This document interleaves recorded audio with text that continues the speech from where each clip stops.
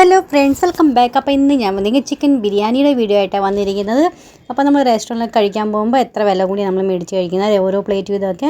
അപ്പോൾ നമ്മൾ വീട്ടിൽ തന്നെ ഉണ്ടാക്കുവാണെങ്കിൽ സിമ്പിളായിട്ട് നമുക്കാണെങ്കിൽ 1 കിലോ അരിയൊക്കെ വെച്ച് നമ്മൾ റെഡിയാക്കുവാണെങ്കിൽ 2 നേരമൊക്കെ സുഖമായിട്ട് നമുക്ക് എൻജോയ് ചെയ്യാം അല്ലേ, വയറ് നിറച്ച് കഴിക്കുകയും ചെയ്യാം. അപ്പോൾ നമുക്ക് ഉണ്ടാക്കിയാലോ. അപ്പോൾ ഞാൻ ചിക്കനൊക്കെ നേരത്തെ മാഗ്നേറ്റ് ചെയ്ത് വെച്ചിട്ടുണ്ടായിരുന്നേ. അപ്പം നമുക്കാണെങ്കിൽ എങ്ങനെ ഉണ്ടാക്കാൻ നോക്കാം. 3-4 സവാള നമുക്ക് ഇതുപോലെ ഒന്ന് വഴറ്റിയെടുക്കാം. നന്നായിട്ടൊന്ന് കാരമലായി കഴിയുമ്പോൾ കുറച്ചെടുത്ത് മാറ്റി വയ്ക്കണം.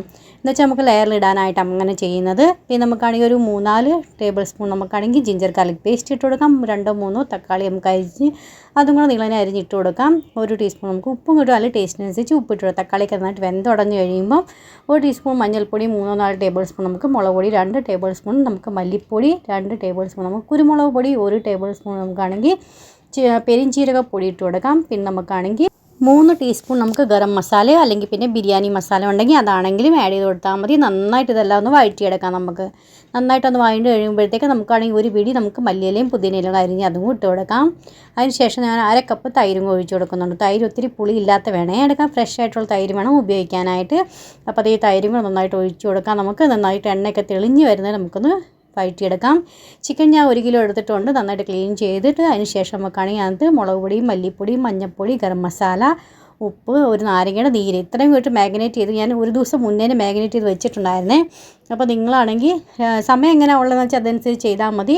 അപ്പോൾ അതനുസരിച്ച് മാഗ്നേറ്റ് ചെയ്ത് വെച്ചിട്ടുണ്ടെങ്കിൽ നമുക്ക് ചിക്കൻ ഫ്രൈ ചെയ്തെടുക്കാം. ഒത്തിരി എണ്ണ എടുക്കുന്നില്ല, കുറച്ച് എണ്ണയിൽ നമുക്ക് തിരിച്ച് മറിച്ചിട്ട് നന്നായിട്ടൊന്ന് ഒരു 90%, 90% നമുക്കൊന്ന് വേവിച്ചെടുക്കാം. അതിന് ശേഷം ബാക്കി ഉള്ളത് നമുക്ക് ദമ്മിൽ നമുക്ക് വേവിച്ചെടുക്കാം. ചോറ് ഞാനാണെങ്കിൽ ഇതുപോലെ ബാസ്മതി റൈസ് ആണെങ്കിൽ 1/2 മണിക്കൂർ കുതിർത്തി വെച്ചിട്ടുണ്ടായിരുന്നു. 1 kg എടുത്തിട്ടുണ്ട്. അപ്പോൾ അത് നമുക്കാണെങ്കിൽ ഓൾ സ്പൈസസ് എല്ലാം ഇട്ട് നമുക്ക് ചോറ് വേവിച്ച് വെക്കാം. അപ്പോൾ അത് നമുക്കാണെങ്കിൽ 90% വേവിച്ചെടുത്താൽ മതി. ബാക്കി നമുക്ക് ദമ്മിൽ വേവിച്ചെടുക്കാം. അപ്പോൾ നമുക്ക് പാത്രം ചെറുതാന്ന് തോന്നിയപ്പോൾ ഞാൻ പാത്രം മാറ്റിയിട്ടുണ്ട് കേട്ടോ. നമുക്കാണെങ്കിൽ ഒരു 1/2 കപ്പ് വെള്ളം കൂടെ അതിനകത്ത് ചട്ടിക്കകത്തോട്ടൊന്ന് ഒഴിച്ച് നമുക്ക് അതും കൂടെ ഒഴിച്ചെടുക്കാം. പിന്നെ ഈ നമ്മൾ മസാല റെഡിയാക്കി വെച്ചിരിക്കുന്നത് അത് മുഴുവൻ നമുക്ക് അതിനകത്ത് ഇട്ട് കൊടുക്കാം. എന്നിട്ട് ഇതെല്ലാം കൂടി നന്നായിട്ടൊന്ന് വഴറ്റിയെടുക്കണം. കുറച്ചും കൂടെ വെള്ളം ഒഴിച്ചെടുക്കും ഗ്രേവിക്ക്, അല്ലെങ്കിൽ ചിക്കനൊക്കെ വെന്ത് വരാൻ ബാക്കിയാണല്ലോ. അപ്പോൾ അത് കഴിഞ്ഞ് ചിക്കനിൽ നിന്ന് എക്സ്ട്രാ വെള്ളമൊന്നും ഇറങ്ങി വരത്തില്ല. അതുകൊണ്ടാണ് ഞാൻ കുറച്ച് വെള്ളം ഒഴിച്ചു. ഇനി ഫ്രൈ ചെയ്ത് ചിക്കൻ നമുക്ക് അതിനകത്തോട്ട് ഇട്ട് കൊടുക്കാം. ഒരു തള വരുന്നേരം നമുക്കൊന്ന് വെയിറ്റ് ചെയ്യാം. അതിന് ശേഷം നമുക്ക് ഒരു പിടി മല്ലിയിലയും പുതിനയിലയും ഇട്ട് കൊടുക്കാം. പിന്നെ നമ്മൾ ചോറ് നമുക്ക് 2 ലെയറും 3 ലെയർ എത്ര വേണമെന്ന് വെച്ചാൽ ആക്കിയാൽ മതി. ഞാൻ വലിയ പാത്രം എടുത്തതിൻ്റെ കാരണം ഇത് തന്നെയാണ് കേട്ടോ. അപ്പോൾ എല്ലാം ഒരു ട്രിപ്പിൽ തന്നെ ചെയ്യാനായിട്ട് ഒറ്റ ലെയറിൽ ഞാൻ ചെയ്യുന്നേ ഉള്ളൂ കേട്ടോ.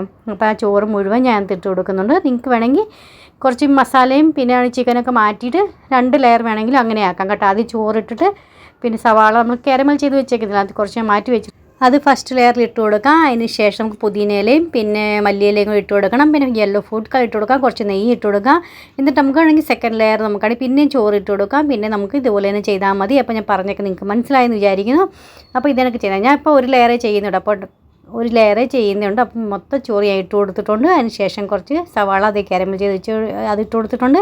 2 ടീസ്പൂൺ നെയ്യ് ഇട്ട് കൊടുക്കുന്നുണ്ട്. പിന്നെ നമുക്ക് മല്ലിയിലയും പുതിനയിലയും കഴിഞ്ഞ് അത് ഇട്ട് കൊടുക്കും. യെല്ലോ ഫുഡ് കളർ ഇട്ട് കൊടുക്കുന്നുണ്ട്. ഇത് കംപ്ലീറ്റ്ലി ഓപ്ഷനാണ്. നിങ്ങൾക്ക് ഇട്ട് കൊടുക്കണമെങ്കിൽ ഇട്ട് കൊടുത്താൽ മതി, അല്ലെങ്കിൽ ഇത് സ്കിപ്പ് ചെയ്യാവുന്നേ ഉള്ളൂ.